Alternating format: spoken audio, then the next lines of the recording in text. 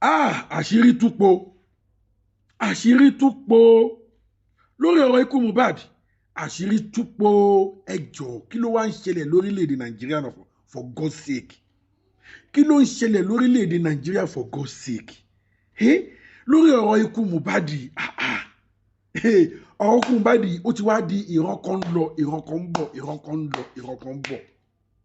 Ẹ gbọ́ ṣé lóòótọ́ ni wọ́n ní AIG Jimoh Moshood Jimoh AIG wọ́n lóhun ló tún wà nídìí ọ̀rọ̀ Mohbad tí kò jẹ́ kárí justice. Wọ́n lóhun ló tún fọwọ́ bu ọ̀rọ̀ yìí mọ́lẹ̀. Wọ́n lóhun ló tún dàbàrú ọ̀rọ̀ yìí. Very Dark Man ti tú àṣírí ẹ̀ o. Very Dark Man ti tú àṣírí ẹ̀. Ẹjọ́ sójú ògbà àwọn ọlọ́pàá yìí tì ní sójú ògbà àwọn ọlọ́pàá yìí tì. Ẹni agbójú òkun lé òṣè wá ju ẹni àgbà báyìí for God's sake. Ẹ̀yin ọlọ́pàá tó jẹ́ pé ẹ̀yin la rè láìlè. Ẹ̀yin làwọn aráàlú gbọ́kànlé. Ẹ̀yin náà bìlífù pé tí òtítọ́ bá sọnù tó bá dé ọ̀dọ̀ yín ẹ máa mú jáde. Bí irọ́ bá lọ lógún ọdún tó bá dé ọ̀dọ̀ títí yín ọjọ́ kan òtítọ́ tí yín máa bá. Ẹ̀yin tá a bìlífù pé a lè rótítọ́ ọ̀rọ̀ lọ́wọ́ ẹ̀. Ẹ̀yin tá a bìlífù pé tọ́rọ̀ bá dé ọ̀dọ̀ yín ó ti níyanjú. Ẹ̀yin tá a bìlífù pé ẹ ò lè figbá kan bọ̀kan nínú. Ẹ̀yin lẹ wá ń gbàbọ̀dè fún àwọn ọmọ Nàìjíríà. Ẹ̀yin lẹ wá ń gbàbọ̀dè fún àwa citizen Nàìjíríà. Ṣó yẹ kó rí bẹ́ẹ̀ ṣá. AIG Jimoh AIG Moshood Jimoh ẹ bá dẹ̀ bẹ̀rù Ọlọ́run o. Ẹ bá dẹ̀ bẹ̀rù Ọlọ́run o. Mo mọ̀ pé kí Very Dark Man tó kó tó líkì ọ̀rọ̀ yìí síta ó ti ṣe ìwádìí ẹ̀ dájúdájú. Kí lẹ̀yin ọlọ́pàá ìwà ń fi àwa citizen Nàìjíríà pinnu. Ẹ kàn bójú àwọn nísìnyí gbogbo wà tẹ́yìn ọlọ́pàá tí ò da yìí hù yìí sìn. Ẹ máa jẹ́ kó máa fojú ẹ̀ wo àwọn tó da nínú yín torí gbogbo yín náà kọ́ ni ò da o. Ká máa pa ẹ̀rọ ká máa bọ́nà Ọlọ́run mọ́ra gbogbo yín kọ́ ni ò da. Ó kàn jẹ́ pé àwọn kàndánù yín wọ́n ti wá ń jẹ́ kí a máa wo gbogbo yín bí ẹni tí ò da. AIG Jimoh àdàkẹ́ wá wọ́n kàn fi ṣàdá o. Kó tó di wípé ọwọ́ pálábá yín máa ségi. Kó tó di wípé èpè tó ń ja àwọn tó kù kó má wá lọ wá ṣe ó kàn dùn mí wípé gbogbo nǹkan tẹ́ ń fà lẹ́sẹ̀ yìí àwọn ọmọ yín lẹ tún máa kó ìyà yìí jẹ jù torí Bíbélì sọ ó ní a ó bẹ̀ ṣe bàbá wo lára ọmọ láti ìran kìíní títí dé ìran keje ṣé kò ń ṣe àwọn ọmọ yín lẹ́ ń gbin èso ìkà yìí lẹ̀ fún báyìí ṣé kò ń ṣe àwọn ọmọ yín lẹ́ máa jẹ́ kó máa jìyà àìmọ̀dí báyìí for God's sake ẹ̀yin olólùfẹ́ mi ẹ̀yin olólùfẹ́ Ẹlẹ́yẹlé Global TV ẹ̀yin bàbá mi ẹ̀yin màmá mi ẹ̀yin àǹtí mi ẹ̀yin bọ́dà mi mo bẹ̀ yín bí mo ṣe máa ń bẹ̀ yín náà ni ẹ bá mi ṣe fídíò yẹn jọ ẹ jẹ́ kí gbogbo àwọn ọmọ Nàìjíríà kí wọ́n gbọ́ mo mọ̀ kẹ́yìn kan àwọn kan á ti gbọ́ fún àǹfààní àwọn tí wọn ò tí gbọ́ ẹ jẹ́ ká ṣe fídíò yìí kó dọ́dọ̀ wọn kọ́ lè mọ ibi tí ọ̀rọ̀ justice Mohbad tó ń lọ báyìí torí pé àwọn ọlọ́pàá tá a gbójúlé sìn àwọn gangan ni wọ́n ń fèèlì wa lórí ọ̀rọ̀ justice tá a bá ti rí tipẹ́tipẹ́ àwọn náà ni wọ́n wà nídìí ẹ̀ tó ń dà sọ́tún tó ń dà sósìn ẹ bá mi ṣe fídíò yẹn jọ fún èyí tó ẹ jẹ́ pé ìgbà àkọ́kọ́ lélẹ́ ìtẹ́kọ́ máa kọ sí péjì tẹ́ ò tí subscribe sí Ẹlẹ́yẹlé Global TV ẹ subscribe sí Ẹlẹ́yẹlé Global TV ká jẹ́ máa jẹ́ gbádùn ètò yìí lọ ẹ̀yin tẹ́ ẹ bá ti subscribe tí ẹ ò tan notification bell yín lẹ̀ ẹ fàsìkò yìí kẹ́ fi tan notification bell yín so immediately tí n bá ti ń drop fídíò á lè máa alert yín ẹ bá mi share kẹ́ subscribe ẹ tan notification bell yín kẹ́ wá tẹ like kẹ́ wá fi ẹ̀rọ kan tí náà hàn lábẹ́ comment section tẹ́ ẹ bá gbọ́ information yìí tán ṣé lóòótọ́ ni ṣá AIG Moshood Jimoh ẹ̀yin lẹ wà nídìí ọ̀rọ̀ yìí tẹ́ ẹ tún jẹ́ ká rójú ọ̀rọ̀ Mohbad kí ló dé ẹjọ́ kí lọmọdé yìí rà lọ́wọ́ yín ẹjọ́ àwọn alágbára ló wà nídìí ọ̀rọ̀ yìí tó ń kówó fún yín wọ́n lẹ gbowó wọ́n lẹ gbalẹ̀ wọ́n lẹ gbowó wọ́n lẹ gbalẹ̀ ṣé lóòótọ́ ni ẹ mú Nàìjíríà ẹ bá mi pín fáwọn yẹn jọ ẹ bá mi ṣí ẹ jẹ́ ká wá gbọ́ nǹkan tó sọ lórí ọ̀rọ̀ AIG Moshood Jimoh ẹ bá mi ká lọ. You are a shameless man who happy to look away. Mo frustrate ẹ títí onílára oní òbí dáhùn. I just don't want to talk. I don't want to talk. I don't want to ṣe kíní kan owó tí wọ́n fún yín lẹ fi ń ṣe bẹ́ẹ̀ yẹn. Wọ́n pè mí ni.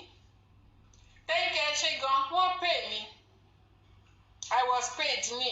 Gbogbo wa ni wọ́n pay. Ìwọ lórí burúkú aláyé bàjẹ́ Àwọn ti sanwó fún fáwa náà. Gbogbo wa ni wọ́n pay. Ó gbowó lọ́wọ́ Wùmí, ó gbalẹ̀ lọ́wọ́ bàbá Liam. Ṣé ẹ tún gbọ́? Jímọ̀. Ṣé ẹ gbọ́? Ó gbowó lọ́wọ́ Wùmí, ó gbalẹ̀ lọ́wọ́ bàbá Liam. Ṣé ẹ gbọ́? Ó gbowó lọ́wọ́ Wùmí, ó gbalẹ̀ lọ́wọ́ bàbá Liam. Can you imagine that? Gbogbo nǹkan tó ń gbà yìí, ṣé o lè rò pé ìwọ ni wàá jẹ? Èmi ẹ̀ máa jẹ ṣá. Èyí tó ti ẹ̀ ń dùn mí ni pé àwọn ọmọ ẹ̀, àwọn ọmọ wọn náà máa kó jẹ ìyà yìí. Torí tẹ̀sán bá ń ké lórí àwọn ọmọ wọn. Olórí burúkú gbáṣẹ́ ìwọ ló fẹ́ tó bẹ́ẹ̀ kó jẹ IGP àbí kí ló ń pè wọ́n? Inspector General of Police wọn bí ẹ dá. Bàbá lọ fi lè jẹ IG. Tẹ́lẹ̀ bá di Inspector General of Police. Mohbad kèsì tí ó ti tán nìyẹn o. Àkótán. Kò sí justice mọ́ nìyẹn o. Ọlọ́run á gbèjà. Tẹ́lẹ̀ bá di Inspector General of Police eléyìí kò lè jẹ́ kán reinvestigate anything. Ṣẹ́rí reinvestigation yóò máa bàjẹ́ yìí. Ó máa bàjẹ́ ni. Ṣẹ́rí olórí burúkú ìwọ bàbá òṣì ká ẹ̀ kò dẹ̀ ní dáa fún ẹ, kò ní dáa fún àwọn ọmọ tó bí. Olórí burúkú ló jẹ́ ká máa sọ̀rọ̀ láti jẹ́ tí ò ṣe jẹ́ kí justice kúrò nílẹ̀. Can you imagine? Ènìyàn kú sínú ilé. Ó ti fẹ́ pọ̀dún mẹ́ta báyìí. Fọ́ọ̀sì ni pé kí wọ́n kọ̀ǹdó nínú ilé yẹn, inú ilé téèyàn kú sí. Wọ́n ní kí Wùmí gbé òkú kó gbé lọ sí mọ́ọ̀gù, Wùmí gbó kó gbé lọlé. Mò ń gbọ́ tó lórí burúkú kan lọ́dọ̀ orí pílátífọ̀mù Super Vibes tó ń sọ wípé bàbá ló gbókú tó lọ sí. Olórí burúkú yín ní orí pílátífọ̀mù yẹn ẹ̀ lè béèrè lọ́wọ́ ẹ̀ pé kí ló dé tán fi ní kí Wùmí lọ sí òkú kó lọ gbókú sí mọ́ọ̀gì tí Wùmí gbókú wálé. Ẹ dákẹ́ síbẹ̀ ẹ sọjú nù torí pé ẹ fẹ́ fún Wùmí ní soft landing àbí ẹ sọjú nù. Ẹ lè sọ pé kí ló tí Wùmí ṣe gbókú yẹn lọ sílé gbà kan tí dókítà ní pé kó lọ gbé òkú lọ sí mọ́ọ̀gì. Ẹ lè béèrè question yẹn. Ẹ lè béèrè irú question yẹn. Ẹ̀yin wèrè, ẹ̀yin aláyé bàjẹ́. Yes. If you have any evidence, go to the police. Go to Panti. Go to Zone 2. Go to Panti. Go to Zone 2. Olórí burúkú Yomi náà dé. Á lòun lọ ra fíìdì fún wọn ní Zone 2. Á lòun lọ ra fóònù fún wọn ní Panti. Òun lọ ra fóònù fún wọn ní Zone 2. Olórí burúkú yìí òun ló dẹ̀ ń gbà. Kọ́ máa ra fíríjì fún ẹ torí pé torí justice for Mohbad. Bọ̀ fóònù méjèèjì yẹn ń sanwó ọwọ́ Yomi, òun ni fóònù yẹn rá sí. Ọwọ́ Yomi ni fóònù yẹn rá sí. Torí Yomi ò lè ever hand over fóònù yẹn to anybody. Ẹ̀yin ìkà. Ọlọ́run máa mú gbogbo yín. Ọlọ́run ò dẹni tí ò lè mú. Tí ìbínú Ọlọ́run bá máa sọ̀kalẹ̀ sí ẹ lórí. That is it. Ìwọ Jimoh Moshood, wàá lò ní ṣerú ẹ̀ mọ́. Wàá ní ò ní ṣerú ẹ̀ mọ́. Ẹ̀yin ìkà gbogbo ẹ̀yin náà lè jẹ́ káwọn olórí burúkú Papa Bingo àti kí lorúkọ ẹ̀ àti Ṣọlá K gbogbo wọn yẹn àti Wùmí àtàwọn Tẹ́mì ìwọ ló fún ọ láyè náà. Ìwọ ló fún ọ láyè jẹ náà. Ká ní wọ́n ti ṣẹjọ́ Mohbad according to bó ṣe kó ṣe rí ni kò ní sí lópò fún gbogbo nọ́sẹ̀nsì yìí. Kò ní sáyè fún gbogbo ẹ̀. Of course he cannot. He cannot become the next IG call for your dream. Ṣé ní gbogbo ilé? Àwọn èèyàn kàn ṣe bí ipa àwọn ò gbọ́ ni o. Àwọn èèyàn ń gbọ́ o. Wọ́n kàn ṣe ń dúró dègbà tí gbogbo èjèèjì kan wọ́n ti ń bọ́ síta, wọ́n ti ń challenge Jimoh Ibrahim pé kó lọ pé kí ló tó ṣe lè arrest Very Dark Man, kí ló dé tó ṣe lè arrest ẹ̀ tó bá mọ̀ pé ó ṣọ̀ fún nǹkan tí Very Dark Man sọ yẹn rọ ni ó yá náà go arrest him náà go arrest him ó lè arrest ẹ̀ àdúrà ọmọ inú ẹ̀ ordinary citizen tí ò gbókùn tí ò ṣe nǹkan kan tí ò sínú force ó ń challenge ó ń pè ní criminal láyé mi o èmi gan tí mi ò jámọ́ kankan nínú pólíìsì gan tí mi ò ní ẹni tí mi ò tẹ̀ ní anything nínú pólíìsì gan tí mi ò tẹ̀ mọ̀yàn lẹ́nìwẹ̀ẹ́ gan nobody tó lè pè mí ní criminal nobody can call me criminal màá bẹ́ẹ̀ ni yẹn kúrú màá bá ga ni not to talk of ìwọ odidi ìwọ tọ́ máa fi bùgá fáwọn èèyàn pé màá lọ pe brọ́dà mi màá ṣe kinní kan màá sọ fún dáàdì mi màá ṣe gbá màá sọ kinní kan màá sọ fún man friend mi kó declare wanted kíákíá wo bó ṣe declare rẹ wanted nǹkan tá a tẹ̀ máa ṣe ń sìn á máa gbé ẹ sínú wanted ni á gbé ẹ sínú wanted wanted you will be declared wanted the next thing tí mo máa ṣe ń sìn nìyẹn mo tẹ̀ máa ṣe tí máa rí àwọn èèyàn tó fẹ́ sọ̀rọ̀ ń sìn máa dẹ̀ ṣe ń sìn máa gbé ẹ síbí a máa declare wanted àbó lórí burúkú ni ẹ Jimoh go to the bedroom bẹ́ẹ̀ yẹn o ká tó wí ká tó fọ̀ wá ti bọ́ síta wá tí wọ́n máa sọ ní orí channels wá ti lọ máa sọ ní TVC wá ti lọ máa sọ káàkiri wá ga ní òṣì ẹ wá gà sí mic wá máa lóun declare èèyàn wanted àbó lórí burúkú ní Jimoh èmi gan sì máa declare wanted àbórí ẹ ò pé ni ẹ jẹ́ ń lọ wá wanted yẹn ká gé orí ìwèrè ẹ sí àbó lóṣì yẹn tí mo máa ṣe tí máa post ẹ káàkiri tí máa fi flood orí internet tá máa declare wanted àbí wèrè yẹn mo fẹ́ ṣe fún sí ni ká mo réyàn tó á máa sọ̀rọ̀ lókè nísìn kí n sáré ṣe àbólóṣì yẹn wàá ti sáré máa tí bá mà tẹ̀ lọ sí Nàìjíríà lórí burúkú àmà fẹ́ máa declare kan bí wọ́n tẹ̀jẹ̀ máa gbà mí o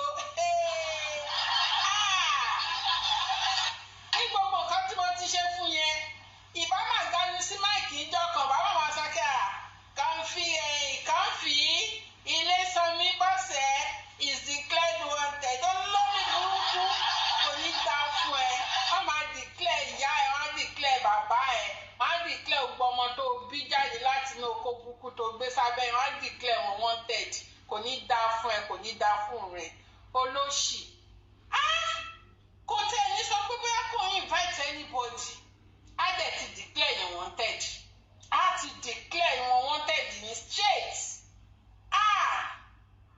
ìwọ ọkùnrin tó bá lọ jẹ IG lásán ó máa declare ó máa gbé Nàìjíríà ó máa gbé sínú the wanted yẹn ni á declare Nàìjíríà wanted olórí burúkú if the court is even saying pé no ẹni yìí kò tí due fún wanted o irọ́ o kò ṣe kíní o wọ́n ní bó ṣe declare Sowore wanted wọ́n ní kò dáa pé kó lọ sanwó fún kó sanwó tọràn fún olórí burúkú ò mà dá wọn ní up till today kò sanwó yìí wọn ò sanwó yìí ẹ̀yin tẹ́ pé ẹ máa violate òfin ẹ̀yin tẹ́ kí ń tẹ̀lé law ẹ wá máa ní kéèyàn kan tẹ̀lé law kò ní dáa fún yín wọ́n ní ẹṣin iwájú ni tẹ̀yìn wò sáré ẹ̀yin olórí burúkú tẹ́ kéèyàn máa wò pé àwọn eléyìí o wọ́n abide by the law ẹ̀yin lẹ́tọ́ máa violate òfin ẹ̀yin wèrè játijàti olóṣì àgbà òṣì àgbà òfò àgbà ìyà àgbà játijàti I just mo dislike àwọn people yìí iṣẹ́ kò ní ṣe wá lọ bá ń ṣílẹ̀kùn yẹn iṣẹ́ wọn ò ní ṣe ẹ̀yin aláyé bàjẹ́ dédé Mr. Prince ṣe fẹ́ sọ̀rọ̀ ni. ẹ kọ́lẹ̀ sá. àwọn eléyìí wọ́n ti balẹ̀ ayé jẹ́ gan ni. ti balẹ̀ ayé jẹ́ o. Don't cash on him. Just a very dark man. How old he is? Don't challenge a whole AIG. Tó gbẹ́nu gbọ̀ngbọ̀n tó dúró síbẹ̀ yẹn tí ò lè arrest boy. Because he knows that what he has done is very, very wrong. Ó ti tẹsẹ̀ bọ ìgbẹ́. Because of that, kò lè arrest boy yẹn. Kọ́ sọ wípé that's a high level rank tó wà yẹn. A civilian ó wá bọ́ta àyàkó ó dẹ̀ ń tẹ̀sí ẹ lójú wọ bàbá òde yìí ọlọ́run ògùn yìí ó dẹ̀ ń tẹ̀sí ẹ lójú even kó tẹ̀ wá jẹ́ common civilian ẹgbẹ́ gangan ló ní very dark man bá fa ọ̀rọ̀ yẹn ó sì ṣe equal to a professional man to that level of career of AIG constitutional police. Ibi tó máa rìtáyà sí ló ti ibi ẹ lọ kọ́ sílẹ̀ wọn ò ní pẹ́ rìtáyà ẹ̀ kó sì báyìí. In the next 6 months ẹ sọ pé wọ́n ti rìtáyà ẹ̀. Because wọ́n ti cut marshal ẹ̀ lórí ọ̀rọ̀ tó wà lẹ́yìn. A kàn ní gbọ́ǹta. Because that boy very dark man for coming out for him like that ó ní more evidence. Bẹ́ẹ̀ni. Against all of you àti tó ń pè lára ẹ̀yẹn náà ọlọ́run pẹlẹbẹ tó wù wọ́n lára ẹ̀yẹn. Nígbà tẹ bá rí ẹni tí ó ṣẹ̀ tẹ máa lọ máa mú aláìṣẹ̀ nítorí pé ẹ fẹ́ ká lọ́wọ́ kò. Ayé magi. Nítorí pé ẹ fẹ́ kó sọ̀rọ̀ ẹ wá gbé mother child ẹ gbélé lórí àná ẹ ti gbàgbé pé àṣepamọ́ ló wà àṣegbé kankan ò sí. ẹ ṣe pamọ́ gbogbo nǹkan tẹ wá jọ ṣe pamọ́ tí lè fi jó gbogbo ẹ̀ wá bọ́ síta gbangba sí gbogbo voice note yín ó ń leak ó ti mọ̀ pé àwọn ọmọ iṣẹ́ ẹ̀ níbi iṣẹ́ ẹ̀ gan wọn ò nífẹ̀ẹ́ ní Jímọ̀. All those things gbogbo document tó wà lọ́wọ́ very dark man ẹ̀ àwọn ọmọ iṣẹ́ ẹ̀ ló máa kó fún very dark man ò kì í ṣàjẹ́ tó máa lọ sọ́fíìsì ẹ̀ lọ kó àwọn document yẹn ó ti mọ̀ pé àwọn ọmọ iṣẹ́ ẹ̀ tó wà láti. You are a bad officer kó tó lè ṣerú àwọn nǹkan tó ń ṣe fún ẹ yẹn kó tó lè máa ṣe fún ẹ yẹn wọ́n ti rí pé you are a wicked officer within them ó dẹ̀ pé láàrin wọn o kì í gbọ́ o kì í gbà pẹ̀lú àwọn young officers yẹn nǹkan tó ti ta ẹ̀ síta nìyẹn àwọn náà ta ẹ̀ fún very dark man àwọn police ẹgbẹ́ officers ẹgbẹ́ àwọn náà ta ẹ̀ fún very dark man gbogbo document very dark man wà lọ́wọ́ ẹ̀ yẹn àwọn ọlọ́pàá ló kó fún un kì í ṣe bọ́ ìyẹn rárá àwọn ọlọ́pàá tó ṣe investigation yẹn àwọn náà kó gbogbo document wọ́n ti rí pé kò.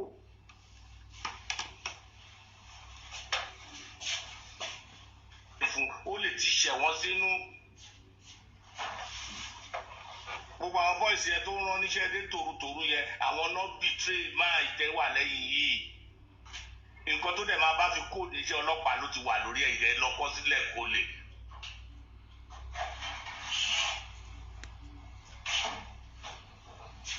wọ́n máa dismiss ẹ̀ ọ̀kan fún ní voluntary retirement ni tó bá fẹ́ pẹ̀ wá fún ní voluntary retirement so that kò ní bá gbogbo career ẹ̀ jẹ́ nǹkan tó máa ṣe fún gbẹ̀yìn nìyẹn wọ́n máa lọ investigate gbogbo àwọn cases tó ti ṣe olórí burúkú wọ́n jẹ́ kí ẹrú kan ló máa mú ní gbogbo ẹrú now ṣe rí pé IGN ò ní máa wo gbogbo nǹkan tó ń ṣẹlẹ̀ yẹn kò ní máa wo how this man was so low to this level to do this and all gbogbo kó dẹ̀ ṣe ó dẹ̀ fẹ̀ díẹ̀ síta ó.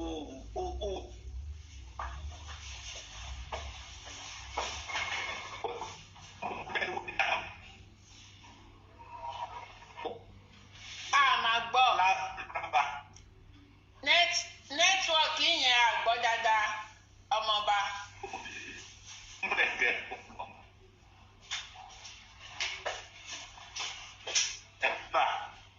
Ilẹ̀ tó jẹ́ pé kò lè kókó ìmí inú àwọn ilẹ̀ yẹn ó máa tún fẹ́ tún ta ni o.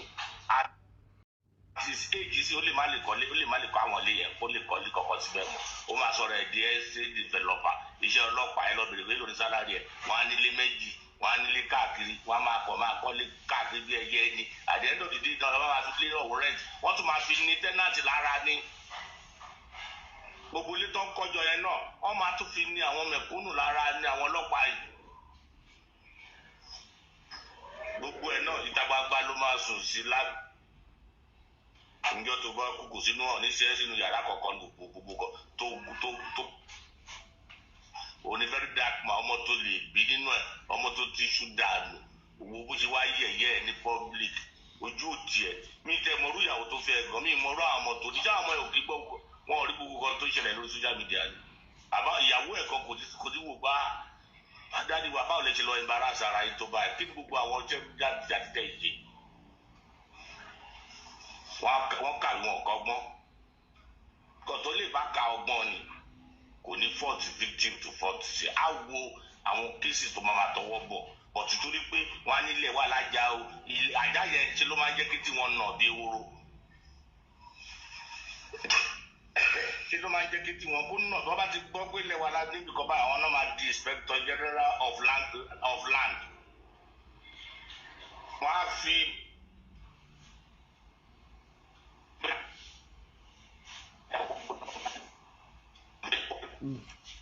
Network. Àgbọ́yìn o, network.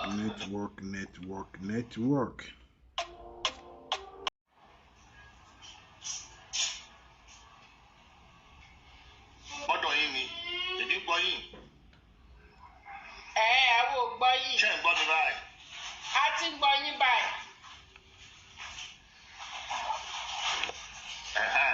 So mo ní náà gbogbo àdéhùn tí olórí bá ti jẹ́ olè àwọn ọmọ tó máa kó sábẹ́ náà olè náà máa jẹ́ nígbà tí gbogbo wọn bá wà tó máa ní Lagos boy ẹ̀dẹ̀ mọ̀ pé they are set of crook bunch of crooks ní gbogbo wọn ó wà level tó tó báyìí wọ́n tó yẹ pé o ti súnmọ́ retirement age o ti súnmọ́ ọ̀dọ̀ Ọlọ́run tó yẹ kó máa tọrọ dáríjì ẹ̀ṣẹ̀ gbogbo ẹ̀wọ̀n ẹ̀ṣẹ̀ tó ti ṣẹ̀ sẹ́yìn kó wá máa jókòó sórí awọ ó jẹ́ ṣọ́ọ̀ṣì ló mọ̀ ọ́ lọ kó bẹ̀rẹ̀ sí lọ sí ṣọ́ọ̀ṣì kó lọ máa tọrọ dáríjì ẹ̀ṣẹ̀ ìsìn ló ṣe wá múra ló lọ ń bá wọn gba ilẹ̀ ló ń bá wọn jàdù ilẹ̀ ló ń bá wọn jí pálapàla ó wá gbogbo kàríà ẹ̀ tó ti bid láti àìmọye ọdún bóyá 30 years 35 years náà ẹ wá wo nǹkan tó fẹ́ fi ba ayé ara ẹ jẹ́ ìsìn màá wo bó ó lè kó level tó wà ẹ̀ náà ó ti tó máa dismiss ẹ̀ mọ́ ni ẹ̀ àbíkọ́ retire ẹ̀ ó lè kúrò bí ó lè láéláé ó lè kó bí tó wà ẹ̀ bẹ́ẹ̀ dàpọ̀ àti ba ayé ẹ̀ jẹ́ pé iṣẹ́ kó tẹ̀ra wá adákẹ́ kó má sọ kankan ọlọ́pẹ́ very very dark boy ọ̀dẹ̀ òun náà sọ̀rọ̀ ẹ̀ di blogger dìdìrìn tó dẹ̀ ẹ̀ kó da lóhùn rárá ni you just keep quiet akọ́ síbẹ̀ ní pé ògbọ́n nǹkan tó ń sọ ni ọlọ́jáde ọlọ́fẹ́rí náà wọ́n dẹ̀ ní kó tó bèèrè lọ́wọ́ ọ̀tọ̀ nǹkan tó wá ń sọ ọ̀tọ̀ wọ́n gbowó fún òkè tó bá gbowó fún ó ṣe sú ẹ̀ sí kọ́ọ̀dù ó ṣe ní káwọn ọlọ́pàá ẹ̀kọ́ lọ àrẹ́sì ẹ̀ ṣé wọ́n lọ́lọ́pàá lọ́wọ́ tó bá jẹ́ pẹ́lú mi nìyí wọ́n á ti lọ àrẹ́sì ẹ̀ náà ó mọ̀ pé bọ́ọ̀ ẹ̀ evidence ó mọ̀ pé nǹkan tó bọ́ọ̀ ẹ̀ sọ̀tọ̀ nìyà nǹkan tó ṣe lè súnmọ́ nìyẹn wọ́n á ti lọ àrẹ́sì ẹ̀ wọ́n ti tì mọ́lé wá ní wọ́n ń ṣe fẹ́.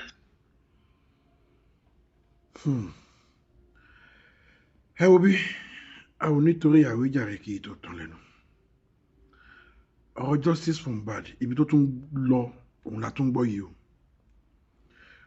how many months how many weeks how many days la tún fẹ́ fi drag máa yìí sìn kó tó ṣe the needful ẹ̀yin tó lè fẹ́ mẹ́dọ̀ ẹ bá mi share fídíò yìí ẹ bá mi share fídíò yìí ẹ jọ̀ọ́ ẹ bá mi share kí gbogbo àwọn olólùfẹ́ justice for Mohbad kán lè mọ ẹni tó tún wà nídìí ọ̀rọ̀ Mohbad tí kò jẹ́ ká rí justice ẹ jọ̀ọ́ nígbà tá a bá sọ pé a ní ọlọ́pàá ní Nàìjíríà tá a sọ pé a ní ọlọ́pàá ní ẹ̀ṣọ́ aláàbò tá a bìlú pé anything tó bá ṣẹlẹ̀ tá a bá ti dọ́dọ̀ wọn ọlọ́pàá yìí wọ́n máa bá a tàn mọ́lẹ̀ sí kó jẹ́ pé àwọn gangan náà tí wọ́n á di eléṣù lẹ́yìn ìbejì àwọn gangan ní ọ̀bàyé jẹ́ tí wọn ò jẹ́ ká rójútùú ọ̀rọ̀ sí justice yìí àwọn náà dẹ̀ bímọ wọ́n lẹ́bí wọn lára wọn níyàwó wọn ní fámìlì o tó bá yẹ pé kan nu fámìlì wọn ní kíní ìṣẹ̀lẹ̀ sí ṣé wọ́n lè máa dáwọ́ bo justice báyìí